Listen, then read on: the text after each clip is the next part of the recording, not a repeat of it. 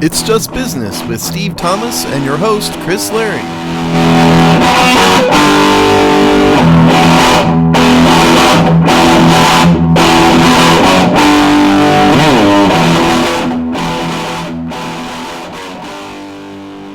Hello and welcome to another episode of It's Just Business on the Hogstein Network, the show where we look at the dollars and cents of the sports, business, media, industrial complex that just keeps chugging along in all environments. Steve, how you doing? I'm doing well. I mean, it's for being a late February time, there's a lot going on, in the world and sports and TV and all of that. It's a very, very busy time, Certainly some obviously tragic things going on, which are beyond the scope of what we do, but, prayers out to all those people over there in Ukraine, man. That's a horrible, horrible story. And it's weird. I'd watched, I think I said this in the last show, I watched more Olympics than a little bit that I expected to, or that I certainly did in the summer. I know. And your reason for not watching definitely had me less enthused as well. But it was, I only remark because it was very weird to see some of this play out internationally, seeing Putin and, being invited specifically by China at the opening ceremonies and just, anytime you'd see a Ukrainian athlete. And then obviously how ridiculous, all of the doping stuff, which we've talked about with the Russian team for 5 years, basically. I mean, I don't expect what, you pet a rattlesnake, you're going to get bit. I don't understand, like why anyone was confused that we had a Russian drug scandal for a team that should not have been even at the games themselves. So as a preview, it sometimes the Olympics is that international stage when there's other bigger international issues in the backdrop. And this one, it did play out strangely that way. Oh, it was absurd. Why? This is. I hate the International Olympic Committee. What Chris is talking about is, obviously, the Russians got busted multiple times for not just people taking dope, but a systematic government-sponsored, like you have to take dope, doping system. To the point where the Winter Olympics in what was that crappy town in Russia? I mean, I can't even remember. It started with an S, I think. But regardless. Sochi. So, yeah, thank you. So, I mean, they had people at the Olympics, like going to a specific building to get dope. It's just crazy. So, I don't know how anybody's surprised that they made a 15-year-old figure skater, dope up. And the Olympic Committee's pathetic, of course. And, it's just semantics. So, they banned the Russian team, but then let the Russian athletes compete. And called them something else. It's just, the whole thing is absurd and ridiculous. And I didn't like the fact that, the United States had a bureaucratic boycott, basically. So what do? They let athletes go by themselves with no diplomatic protection whatsoever into communist China by themselves. If you're going to boycott it.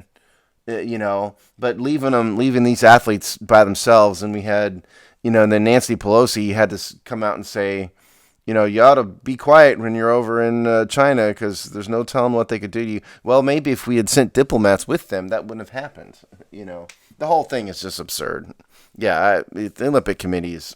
That's why I didn't watch it. Anyway, they're bad. Yeah, I didn't mean to get on a tangent, but you're going to get me on a tangent by starting this. Yeah, no. That's fine. I just think it was interesting that the Russian hoodwink that we're just going to call us our team by a different name ended up playing out exactly how anyone would have predicted.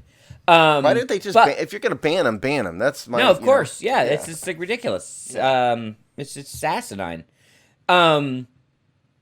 Anyway, so I'm sure international. Ground war in Europe will give us more side effect storylines as the weeks continue in the sports world. They're already throwing those off at a regular pace, but maybe we'll deal with those in a couple weeks because this week is the Cold War going to end soon in Major League Baseball? We're in a bit of a weird, we record this on Saturday. Monday is going to be a big news day. By the time you listen to this, we may be on the other side, or at least have additional detail than what we'll share now. But we do have some very real proposals and what looks like the shape of the next contract, at least in its contours. Steve, would you agree? I mean, we know what the issues are. They're not really close. So first of all, what's important about Monday is the day that the league set, Monday being the 28th of February, which is the day the show is going to be released. That day is important because that's the day that the league said they had to have a deal by in order to start the regular season on time. Now, that's not to say that they couldn't just shorten spring training and, it's a bit of an arbitrary deadline, but that's what's important about it. So, I mean, Chris is right in that we sort of know the shape of it, kind of, but there's massive, massive gaps. There's a whole bunch of issues. So let's start with the first and most important thing here, the luxury tax. So, Major League Baseball does not have a true salary cap. They have really what's called a soft cap. So right now, if a team has a payroll of $210 million or more, they have to pay taxes, and there's different thresholds. If they're at 210 million, between 210 and 230 million, they pay a certain percentage. If they go above 230 million, it was a higher percentage, and 250 million, it was an even higher percentage. And eventually, if you keep repeating these violations year after year, the taxes went up to the point where if you it got up to all the way up to 95% tax. Now, the reason why the league wants this is they want to protect themselves from themselves and have an excuse to not spend money and say, hey, look, we have a luxury tax. We can't give, Juan Soto $500 million. We go over the luxury tax. So the Players Association naturally wants no threshold, but what they've really proposed is a much higher threshold. So here's the gap. The Players Association proposed raising the threshold to $245 million in 2022, and then baseball proposed raising it to $214 million. So you see there that is 31. They're at $31 million difference, and then they haven't even really addressed the penalties and stuff. So that's number one. Chris, thoughts? Because there's tons of issues. Yeah, this is all right. This is the core issue that it sort of always, in at least the last since we lost the World Series from the last major disruption. This is sort of the crux of where these things always end up being the stickiest point, right? And also it's the one sport that's held out with. I know NBA is a little bit weird, and NHL and NFL have pretty much what we'd call hard caps. But baseball just isn't in line with the other three, and has been really resistant to this. So this is where they always battle, and so, I think that some people would like just for them baseball to have a hard cap, but they're not going to. I don't think they ever will, quite frankly. So debating how much of the soft cap. And $31 million is an awfully big gap. And if you look down the rest of the issues list, there's stuff that the players' union will give on. There's stuff that the MLB will give on. There's things they can find common ground on. But this is the one I think that is definitely going to be what means that Monday we're not hearing that spring training kicks off as usual. Yeah, I think a lot of these other things. First of all, I think there's too many issues to resolve between now and we're recording this on Saturday morning, between now and Monday. But this is the big one, okay? All this other stuff could probably be worked out one way or the other, but this is the big one. But the other, I think the other, to go in the order of importance here, I would say probably the service time issue is probably next. So the service time issue is this. And it's tied into arbitration. Players have to have 3 years of service time to get to arbitration. There's also something called the Super 2, which means if you have a certain amount of playing time, you qualify as a Super 2 and can get into arbitration. The players proposed to drop that down to 2 years, meaning you have 2 years service time, you get to arbitration. The owners just said absolutely not. No, we're not doing that. But they're willing to negotiate on the Super Two category to sort of get more people there. Now, what the Players Association has proposed as a means to compensate those who are not arbitration eligible is a bonus pool. And the NFL, Major League Baseball has agreed to establish a bonus pool, meaning that there's going to be some performance triggers wherein you hit these marks, then you're going to get a bonus. It's to try to offset the lack of compensation for those who aren't arbitration eligible. So that's one thing. And the other thing that's tied into that is service time. So baseball is pretty famous for manipulating service time. And what I mean by that is they'll bring up somebody from the minors and they'll send him back down to the minors literally one day before he gets credit for a full year of service time in Major League Baseball. That's when people say, when you hear the term manipulating service time, that's what they're talking about. Every team does it. And so the Players Association wanted to eliminate that, limit that as a thing, and baseball, of course, doesn't like that. So thoughts on the next points, Chris? One, just broadly, I hoped we hadn't gotten here.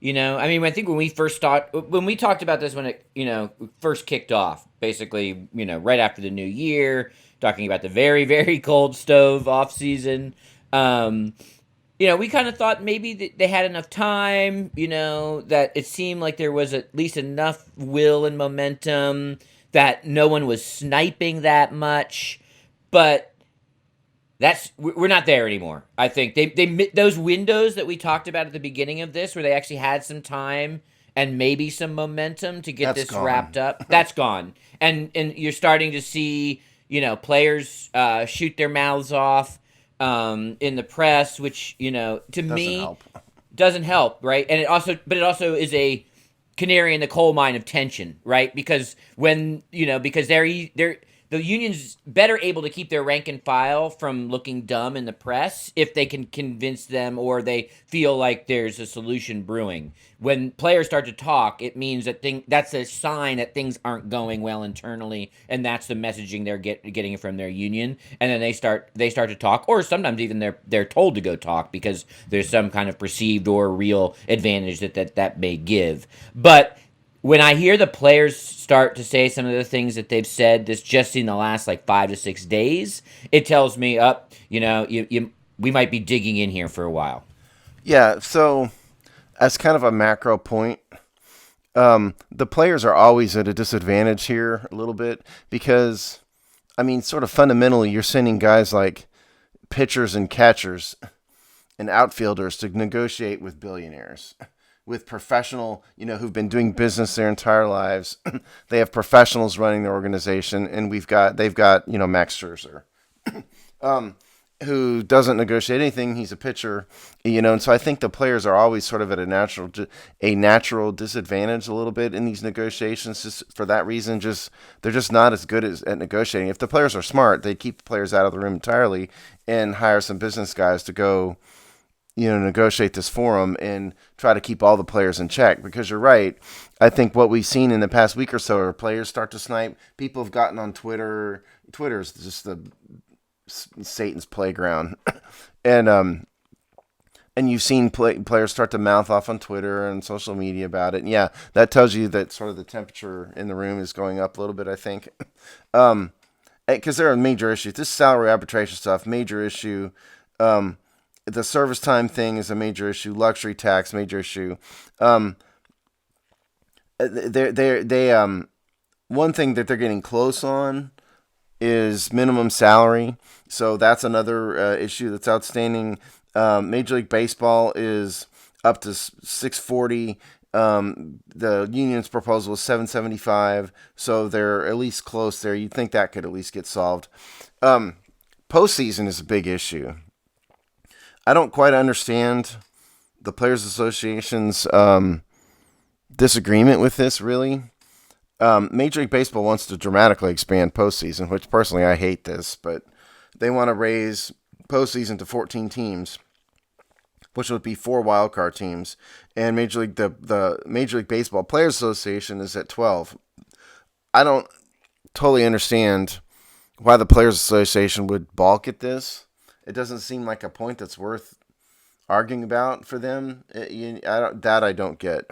The one thing I would say the one thing I'd say about that is I yeah. probably think it's more saber rattling than anything else. I think they're holding. It's such a one, more games, more money for everybody. Is just That's what my point is. yeah. So I think they're willing to go to 14 easily. They're just trying to hold on to some chips to get that luxury tax a little bit higher. It's I just a think worthless chip to play, though. probably. I just think that's what it is. I don't think they ultimately care. They did agree to universal DH, which I think is bad for the game, and it makes me sad, but they've agreed to that. And there's a bunch of other things. Revenue sharing, I left out revenue sharing. So revenue sharing in the baseball is not the same as it is in football. In football, it's true Karl Marx communism, where everybody shares most of the revenue. There's a definition of revenue in the NFL-CBA that does leave some things out, but mainly it's hippie commune. We all share everything. Baseball is not that way. Baseball, it's truly sort of the rich teams have to ante up and pay the poor teams, and so baseball, some teams don't like it, some teams do. The Players Association has proposed lowering the annual sharing revenue by $30 million. And so that in baseball is disputing the calculation and the proposal, so that's an open issue. The owners want an international draft. The Players Association hates this idea because it's basically more competition for their members, so they don't want to draft. They'd rather just let teams fight about it. So that's an open issue. But a lot of this stuff, we're getting down to the point where it's in the list where it's not nearly as important. The major issue is the luxury tax. That's the big issue. If they can't get past that, none of this other stuff matters. No, totally agree. Totally agree. And I think it's when you see like these long laundry lists of things, it's to show you. It is almost to show you, well, here's a large area of agreement, basically, or trivial negotiations. And Stuff that doesn't matter, that just makes, they're trying to go to their members and say, and their owners say, look, we've agreed on 10 things and we're cooperating, and they really haven't done anything that actually makes a difference.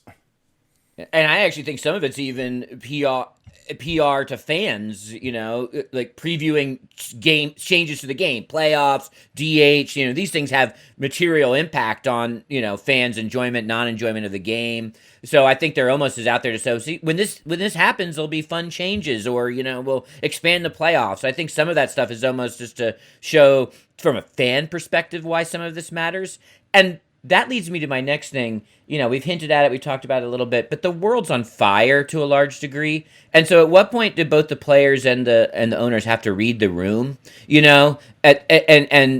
Because baseball flirts with irrelevance anyway already. And so, having a real protracted, like we're debating, the percentage points of immense wealth for all involved is going to start to look bad. I just wonder at what point those external pressures force a deal or a different context for a deal, really. Well, it should, but I think these people are too close-minded, and too myopic to really see that, I think. And whatever you think of unions versus company negotiations and whatnot, because there's certainly a wide range of opinions about it, nobody should have any sympathy for either one of these parties. We're talking about 30 billionaires negotiating with a bunch of very, very, very, very, very wealthy players. And so the sympathy level amongst the American public in what Chris just described as, multiple things are on fire, I think is what you said, which is true. There's a lot of things going on in the country. There's obviously tragedy going on around the world. And, a lot of people don't want to hear complaining from Max Scherzer and the owner of the Cubs, arguing about how many millions each are going to get. I do think they probably ought to read the room a little better with this. But I don't think either side has the ability to do that because there's too much ego involved.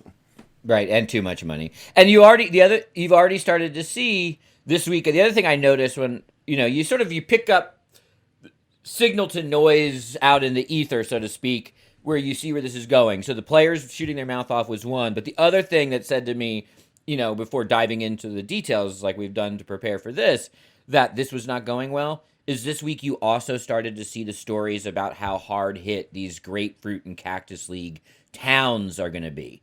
These are all the things that start to happen when sides start to dig in, right? Now especially coming off multiple years of pandemic, et cetera, Tallahassee or whatever doesn't get their, influx of tourism dollars and, the excitement of Grapefruit League baseball and stuff. You're starting to see those stories, this is the third year basically in a row that those places will have, a big part of their economy wiped out. And we're starting to see those kinds of stories. And as we inch closer to, what theoretically would be opening day, and the world's on fire and we don't have our national pastime on April 1st, you'll start to see a drumbeat of those kind of stories here. Yeah, I mean, and Chris and I, Chris lives in the biggest city in the country. I live in the fourth largest city in the country. We don't see that, but I think it's a very valid issue to say that the little Cactus League towns do rely on a massive influx of tourists. It's not just nonsense. That's a legitimate problem for them when they lose tourism dollars. So it is a problem, and it's certainly fair to point out. I think a lot of people are probably a bit blind to that if you live in an area that doesn't affect you a little bit. But yes, I think just generally speaking, sometimes sports leagues and players and owners forget what their role is in society. It's at the end of the day, it's entertainment. I don't want to be lectured by an owner. I don't want to be lectured by a player. I'm really watching a baseball game because I want to forget for a while. I want to sit down and just relax and watch, the Cubs and the Cardinals for 3 hours. And I think a lot, and this is true in the NBA and it's true in NFL too. Remember, stay in your lane. Remember what you are. Remember that you're entertainment, and you're not here to educate people. And all you're going to do is really tick people off if you publicly argue about billions of dollars. I just think sports leagues forget that sometimes. Well, we'll see. I'm sure we have more chances to talk about whether you will be relaxing on April 1st to watch opening day. It's a tough road. I know you're going to move on, and we should, but don't forget that we didn't. Chris mentioned it. Early in the segment, the cold stove season. We didn't have that this year. So the idea that they could get through all the contracts that need to be gotten through, say they come to a deal Monday, about this, as you're listening to it, well, they still have to do free agency. I think it's a really tough, it's really tough to expect the season to start on time at this point, no matter what, if you ask me. No, we haven't really concentrated on this because obviously if they don't have a contract to play, it doesn't matter. But there is an insane amount of free agents just sitting out there waiting. So even more than a normal year, which is normal year is a lot, but this is like a bumper crop of free agency, big names, just volume of players. So just from a fielding team standpoint, there's a lot up in the air, which they can't do obviously until there's a contract. But the regular player acquisition part of baseball would have been pretty active. And instead, before the lockout happened, only a couple of major, Corey Seager level guys signed, and that was it. And so I just think it's almost impossible, no matter what, for the season to start on time at this point. Right, even if they signed a contract, next Friday night, they'd probably have to delay the start just to get their act in order. All right, so there's that. We both firmly are telling you right now, do not expect opening day as scheduled and advertised.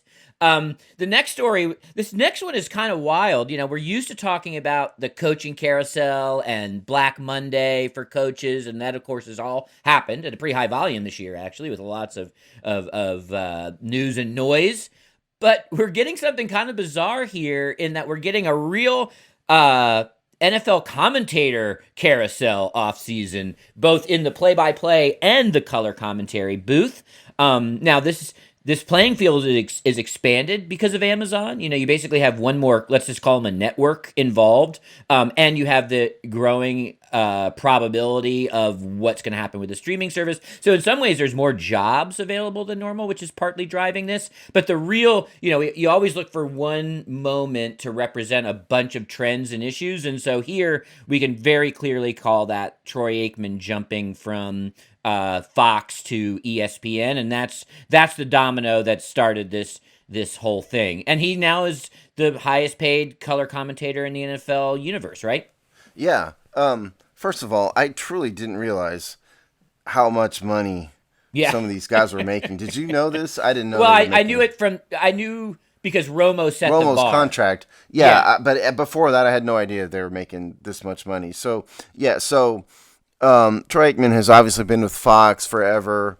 Him and Joe Buck, and he's jumping to ESPN for its $90 million contract. Let's see, 5-year, $90 million. So what that has done is that's created this gigantic domino effect of stuff. So now Fox needs to find another lead analyst.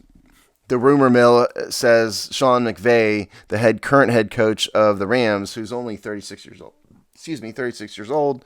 The thought process is that McVay has said some vague things to the media, and he said it after the Super Bowl, that would lead people to believe he didn't really want to coach forever. And so that leads to speculation that he may jump to the booth if somebody offers him enough money. So he's out there.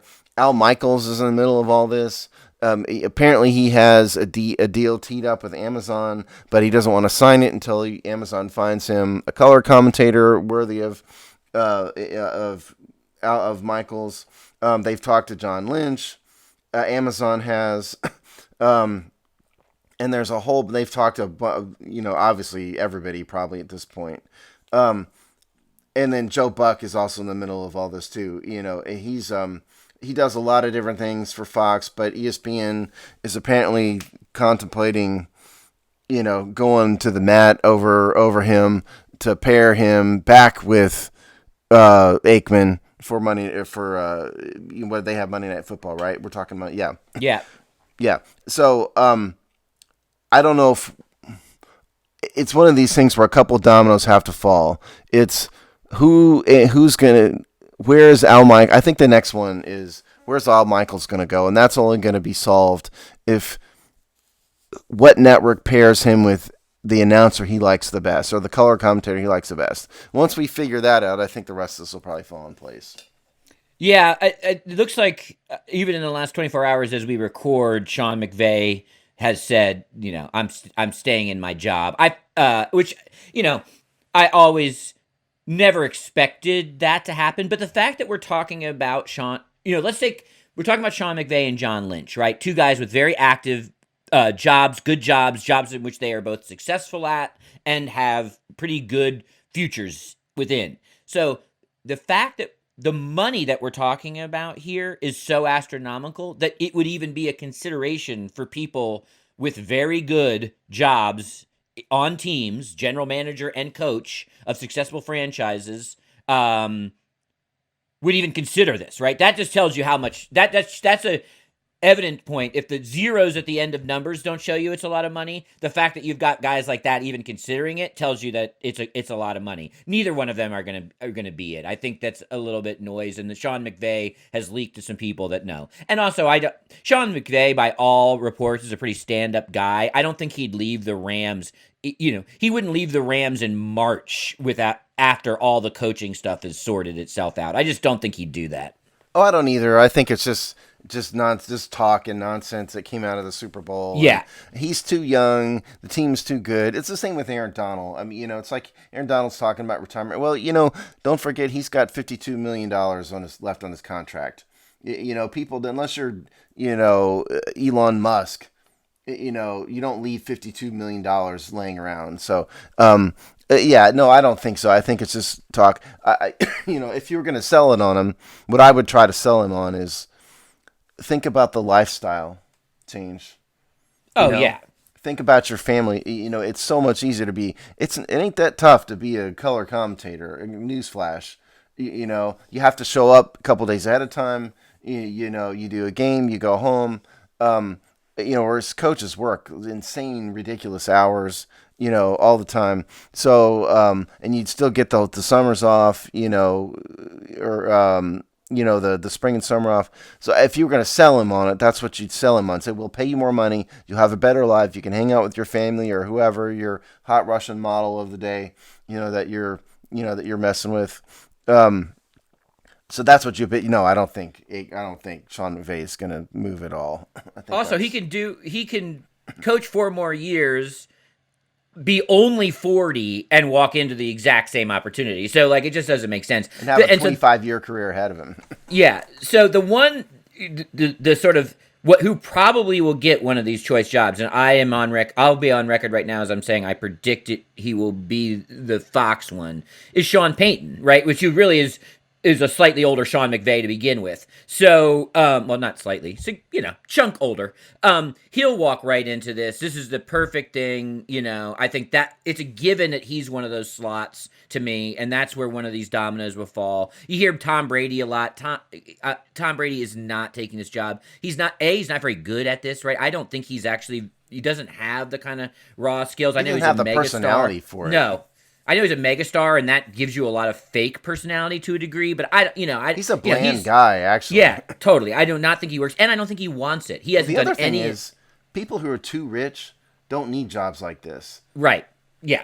His wife is worth a couple $100 million herself. Yeah, it's a two income household there. So so I think he's off the list. I think Sean McVay definitely gets one of these slots, and I agree. We'll see what happens with I'd say both Joe Buck and Al Michaels. Sean McVay gets one of these slots? Sorry. I mean Payton. Sean Payton. Yeah.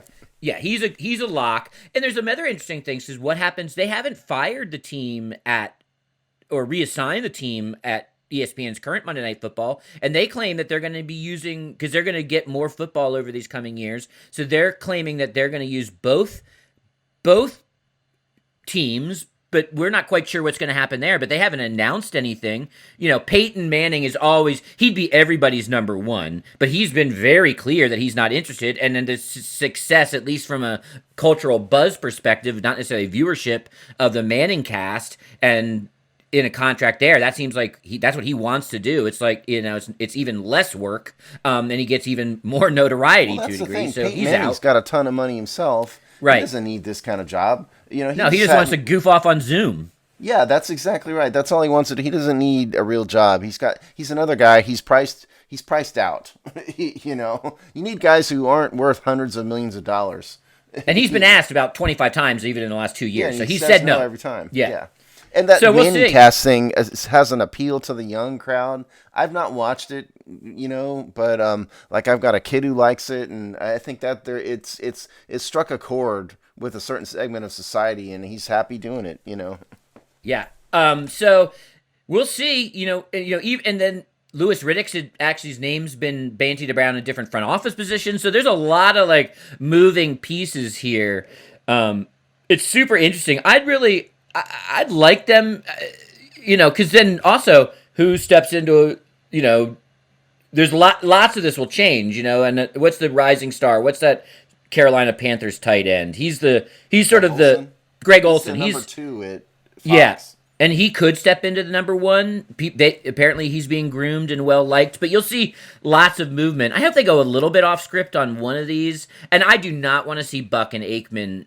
I actually don't mind Aikman, but I do not like Buck, and I'm bored of them together. So I'm kind of hoping we get some new chemistry through some of this. My perspective on this is really, unless they're just awful, like that Monday Night Football debacle from a few years ago when Booger McFarland was in that sideline thing, that was awful. But I don't really care who the announcer is particularly in these games. I think sometimes more emphasis is placed on them than necessary. Personally, I mean, I don't know how much it affects ranks. There's paying, Troy Aikman $90 million over 5 years, and Romo's deal was what, 180 over 10, right? Yeah. That's a ton of money. And are people tuning in specifically because of those two guys? I sometimes wonder if that's really the case. I sometimes wonder if you could put a silent broadcast up there with no commentators and still get decent ratings. And I'm being a bit facetious, obviously, but I think sometimes more emphasis is placed on these announcers than necessary. I actually enjoy announcers, and I enjoy liking them, and I actually enjoy disliking them. So I might be a better example of now. Do they move the needle? Do they make me say I'm going to turn a game on or off? No. Joe Buck's kind of a turd, right? A little bit, but I agree with you there. But I'm not going to either tune in or tune out because of him. No, not at all. It has nothing to do with my viewing choices, but it does factor into my enjoyment sometimes. I think Romo's kind of fallen off a little bit, but those first couple years of Romo, I would tune in occasionally. I'd move off of Red Zone and watch the 4 o'clock game that he was doing or whatever because I found him entertaining. I think also for the networks, there's also a Pavlovian part, right? You see. It shows you how important a game is, right? Especially when you get late season or playoffs and you've got your marquee guy. You might not care about hearing them the rest of the time, or maybe they just blend into the game. But when they shoot to that booth and you see the face that tells you this is a big game, right? That was kind of the John Madden effect. The announcers signal, but they signal in advertising, on billboards. They show an importance jump. And I think there's a Pavlovian reaction to that. And one of the reasons why their face and their image is as important outside of the 3 hours of the game as anything else. Yeah, that's fair enough. I mean, because you get games like Washington and Jacksonville, and you've got, Chuckles the Clown and, Carol Burnett, as the announcer. I mean, obviously I'm being facetious, but yes, I think that shows it does go towards how important the game is. Because if Aikman and Buck show up, it's important. Whereas the bunch of unknowns that are doing the Redskin games or whoever, that just shows you it's unimportant. So yeah, there's a certain aspect of that. I guess all my point is, I agree with you there, but I don't think it really matters in terms of my viewing choices. And so I question whether the networks are truly getting their value out of paying these guys such an enormous amount of money. And the Amazon part, right? And it could be, and when we get to looks like Amazon and Apple, the obvious front runners for the DirecTV package, the NFL Sunday Ticket. It also is and Amazon now, obviously with their Thursday package, they are driving the cost up because they need the splash, right? They need to show their importance. So that's also having a effect on these costs, these salaries. Oh, I think so, because Amazon isn't really a network. Amazon in the past few years has become a major streaming platform, but they've never done sports at all. This is their very first foray into sports. They've had a couple of games, I think, broadcast on Amazon Prime. It's sort of almost like a test bed, but all they were doing before is sort of taking the network broadcast and simulcasting on Amazon, as far as I know. So yeah, I do think they need to make a splash. But again, I mean, I'm going to watch Thursday Night Football if the game is interesting. I'm not going to tune into Thursday Night Football because I know Al Michaels is there. No. Not at all. In fact, poor Al Michaels. Can this guy get a nap? He's like 80. I looked it up. I was wondering that myself. He's 77. He's going to turn 78 this year. He's still out there trucking through this. Right. He must really need the money. And I think just as we clap, I don't think Joe Buck can walk away from the World Series. I think that ultimately keeps him in his current position. Well, yes. Buck does a lot of things for Fox, and ESPN I think would really have to drive the Brinks truck up to him to make him walk away from that. Yeah, I agree. They'll say, "Hey, here's Sean Payton. He's awesome. He'll be great." Oh, Drew Brees is another one out there, by the way. People that keep your eye on. Apparently, he had a really bad playoff game broadcasting experience. I don't remember this. I must have. I watched it. It was fine. I was not moved either way. But he'll be a name that. I guess that's the thing. I don't even remember it, which means that it didn't strike me as either good or bad, Yeah. But he'll be out there, even if it's to slot in behind somebody, not necessarily for one of the marquee jobs. I think that's another thing out there. But anyway, they'll tell Buck, Sean Payton's great. You're going to love him. That's going to work out great. And you can continue to be the face of the World Series, and he'll be okay. Yeah. Yeah, that's right. So the next is that, so TV, sports on TV. There was an interesting article in The Athletic that sort of just detailed where we are with the NHL's move back to ESPN and to TNT and away from the NBC universe. It was timed basically because in a post-football world is where ESPN turns up its coverage really, and that includes games rolling out on ABC, on regular broadcast television, in a similar way to they used to on NBC. Kind of, once the winter starts to take hold and the other sports start to slow down, they turn up the NHL. What's really interesting is there's some early signs of success, or that this was a good deal for all involved, but the sort of 360 aspect of the thinking about streaming, digital programming, and a strong broadcast element as well seems to be working for this package. And, NHL is always a bit of the test bed because it's lower stakes, so the other sports leagues can see how things work, right? A little bit of a petri dish. And so I think it shows you what future television contracts with these, what do we call them, right? We just call them entertainment conglomerates, not networks, will start to look like. So there's some clues in the NHL deal, especially if it's a tentative success, that show you where the other leagues are going. Yeah, so this package is a combination of games broadcast on ESPN, bigger games to go to ABC, and then a bunch of things to go to ESPN Plus, which is the streaming service. And just tangentially, I don't know how ESPN stays in business. With the amount of money they've spent, I don't know how they're making any money. You just can't think of it as ESPN. You just have to think of Disney, it as Disney. I know. Yeah, but depending on how they do their accounting, I mean, ESPN's got to be a loss leader for Disney in terms of cash. I don't know. But regardless, so it's a big deal for the NHL because they're getting a much wider, I was about to say perspective, but that's not the right word. They're getting much more visibility than they've gotten before. And I think the NHL has made strides. Again, we've said this before. We've gone from 10 years ago being on the Outdoor Channel to now having regular season games broadcast on ABC and on ESPN. I think that's a massive jump. And I think, this article, by the way, the article that Chris talked about was by Sean Shapiro, dated the 26th of February. ESPN's initial TV rights deal previews the American future of sports broadcasting landscape. That's the article if you want to find it. Anyway, so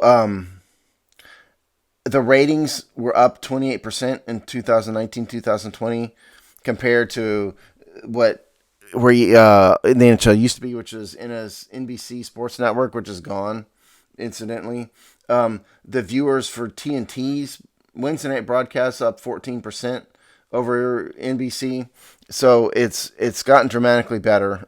So it looks like the rights fees are $645 million per season, which for hockey is a lot of money. It wouldn't be by NFL standards, but by hockey standards, that's a pretty big jump up. So I think it's going to show, and I just think generally speaking, hockey's become a bit more prominent in the sports entertainment landscape than it was.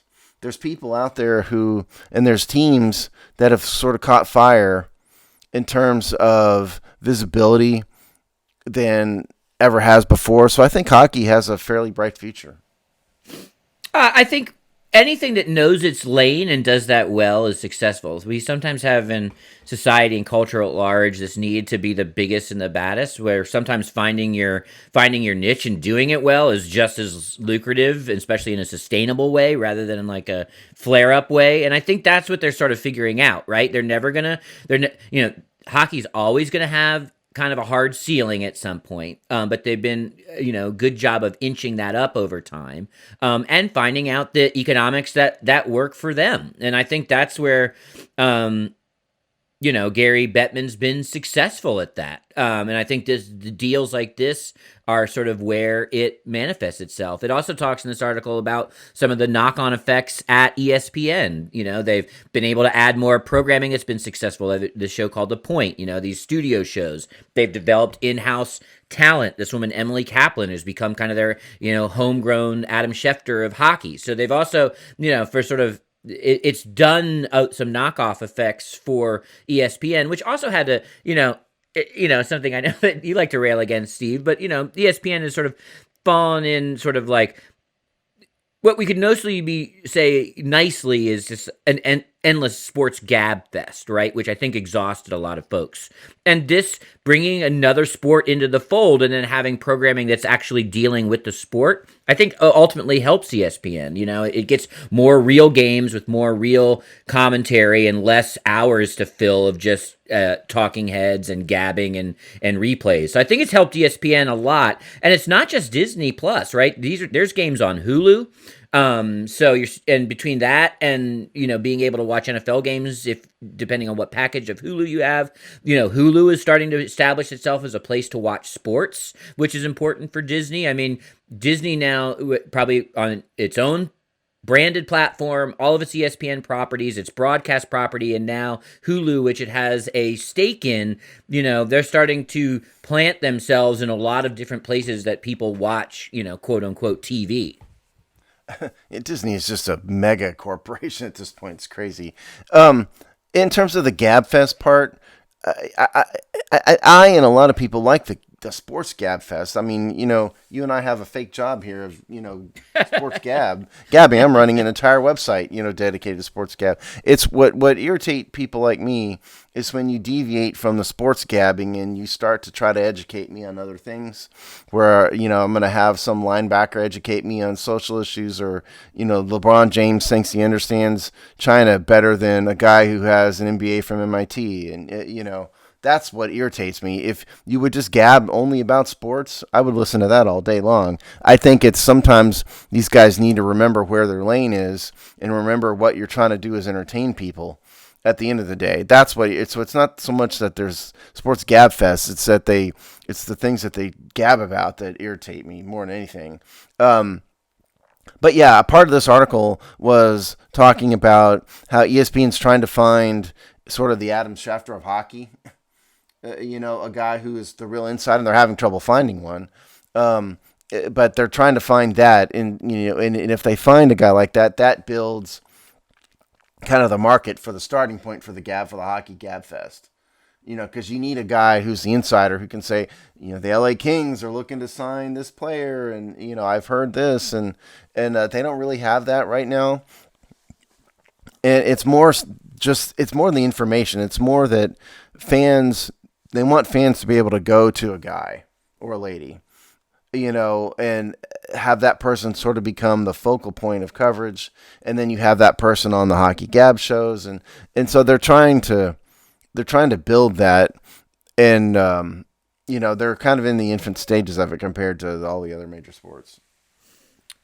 Yeah, and they apparently have one that they've sort of lucked into, this Emily Kaplan, who seems to be stepping into that role, and they actually why I said lady, because I couldn't remember her name, but yeah, dissuaded them from actually, they originally planned on hiring a name or, and they we don't need to. We can save money and develop our talent in house. And I meant less about like what they're gabbing about, but if you have actual less sports to broadcast and talk about, then there's just more hours of the day that you have to fill with talking about something. So that's where so I think what ESPN has smartly done, over these last couple years, and if you're kind of just watching them, they've added more sports back into their That's day. Smart, because I mean, again, they had at one point they had so much talk that they talked about so many things, they really lost a lot of viewers because people like me just don't want to hear it, really. And so yeah, adding more sports, less gab in terms of ESPN is a good thing for sure. Right, because even the gab increases, but it's more targeted, right? Well, if you're doing this much hockey, you're gonna have hockey talk shit, right? So like, even the times you have to talk, it's more concentrated on less topic of the day, which is going to be a slippery slope on all angles. Right. Yeah. Yeah. Because there's going to be some that irritate you and irritate me, and yeah, I agree. And they're always going to have it, but you don't need 8 straight hours. You might need 2, and that's you what do, they were. but I think your point is you have 8 straight hours because you have nothing else to broadcast. Yes, exactly. So I think you've seen their strategy of because now, correct me if I'm wrong, Steve, but ESPN now shows games of all 4 major sports in its year. Football, basketball. Do they have baseball? That's the way I thought. I mean, they still have ESPN Sunday Night Baseball, right? Or they Yes, did? they do. Yeah. Yeah, no, they do. Yeah, so now they've got all 4 major sports. That's why I was saying I don't know how they're not a loss leader for Disney. If you want to just do ESPN accounting, they're paying a truckload of money to some of these GabFest guys, like the Stephen A. Smiths of the world, are making a fortune. Don't forget ESPN's had a bunch of personnel cuts. They keep firing a bunch of like staffers, and because they can't afford to keep them and still pay all these rights fees. Remember, we did a story a couple years ago about where I pulled all of the rights fees that they were paying, and it was just in a huge, enormous amount of money. I think Disney views ESPN more than just a profit and loss statement. That's the only way it survives in this format. Yeah, Yes. I totally agree. Yeah. All right, so we have one more sort of small story to close on, and that's just we didn't want this to go uncommented on by us, but this Tyler Skaggs, it was obviously a player that died of I think fentanyl overdose or opiate overdose. Well, it was a combination of fentanyl and oxycodone. And wow, that's which would not be remarkable necessarily on its own, but it turned out that the Angels were pretty deeply involved in this. An employee of the team just got convicted, right? He hasn't been sentenced yet, I believe. And this is this guy, Eric K. So this is The Athletic again, although you can find it anywhere. But The Athletic has done a good job of covering it. The one I'm looking at is Sam Blum. Litigation around Tyler Skaggs' death continues as focus turns to the question of Angels' liability. So we have the conviction of Eric K. on 2 felony counts for basically aiding and abetting, selling the drugs. No. It's not aiding and abetting. This guy was convicted of distribution. Okay? I was aiding and abetting by distributing drugs to him. This guy was a flat-out drug dealer. There's no aiding and abetting. I get it, yeah, but when you say aiding and abetting, my legal mind thinks of a different cause of action, okay? This guy was convicted of drug distribution resulting in death. And so what he did was he was giving fentanyl and oxycodone to Tyler Skaggs. And Matt Harvey's involved in this. Apparently he was giving Matt Harvey, the pitcher who had, 5 minutes with the Cubs, for a while. He was a good pitcher. I think he was at the Orioles last year. Now he's obviously unsigned.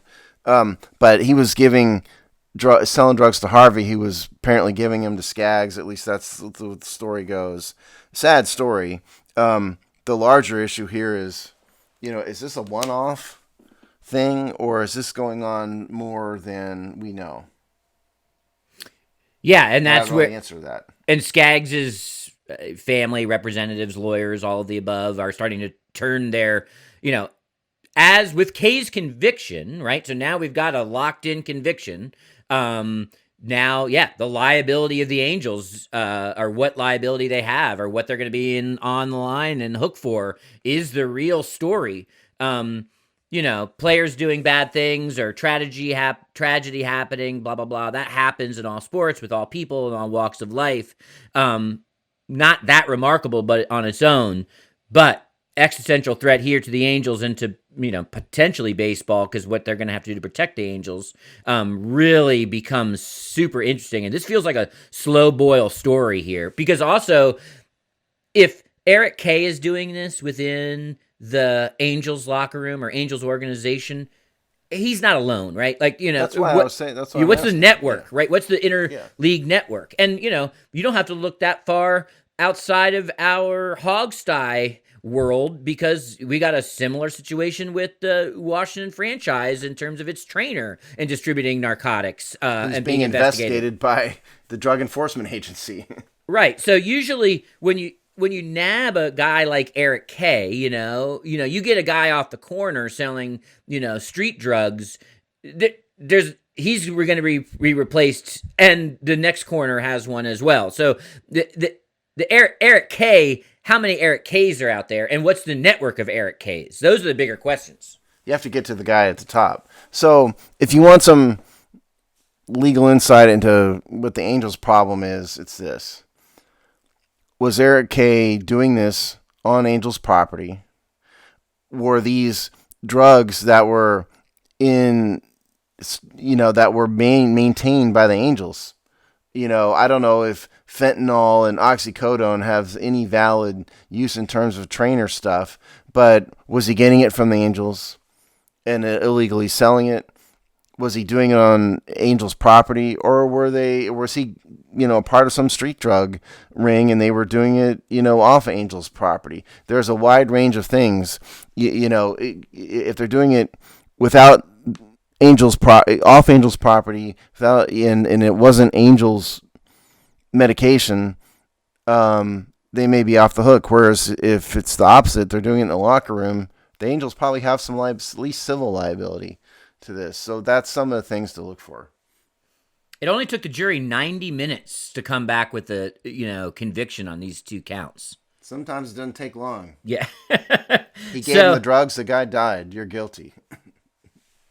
And by the way, half of that time is spent reviewing the charges and stuff, and and the court will give the jury instructions they have to review. So that means they deliberated the facts about like 5 minutes. Right. That's what that then means. Ate lunch. And it's some details that came out through the trial. The Angels knew Kay had his own addiction problems, which is usually what feeds middlemen, right? Is their own needs. So lots to keep our eyes out. Yeah, and that is a sign that perhaps the Angels do have civil liability. If they knew about this guy had a drug addiction, and yet you kept him on as a trainer who has access to, guess what, drugs, medication, painkillers, that's a pretty stupid thing for the Angels to do. So that would, the next thing may be a civil lawsuit or maybe even criminal charges, depending on how bad it is against the Angels organization. Yeah, I mean, here's Matt Harvey's the biggest name, but Matt Harvey, C.J. Cron, Mike Morin, Blake Parker, Cam Bedrosian, Garrett Richards. These are all players that that have been sort of outed through this, that testified. They got Garrett Richards on 3 separate Venmo payments to Kay. So, you can start to see this spider out. I mean, it's back of the paper story headline because of, all the stories plus baseball's labor. But if baseball was in status quo mode right now, this would be a much bigger story. Yeah, and Tyler Skaggs wasn't a big name particularly either. So, yeah, this has gone kind of strangely under the radar, but I think there's definitely going to be more to come because it's all tragic, so I didn't mean to be facetious about it, but the more interesting part is what's, the bigger network that existed in the part the Angels played in it, There is a K. What did I say? Eric. There's an Eric K in every locker room. Oh, absolutely. Yeah, and has been forever. That's what I'm saying. Yeah, absolutely, there is. All right. So, Steve, I imagine everything's in slow down mode now. Although it's going to ramp back up here soon, and the quarterback search and the draft and whatever this combine is. Yeah, as Matt, we're in terms of the Hogstye, we are in the heart of free agency and draft coverage. As a matter of fact, we're going to take a quick commercial break here, and I will be recording the Hogstye in a few minutes. So yes, we're doing one show a week there. Again, we're doing draft and free agency, which is something I can still stomach to cover. In spite of the name change and everything. Seasons of Discontent is in a bit of a hiatus, but Rick will be back. And he, by the way, has a YouTube channel where he does these little 2-minute videos, which are pretty cool. I think it's called Rick Snyder's Washington. So check that out. And then check out all of our regular written content. All right. We will see you in 2 weeks.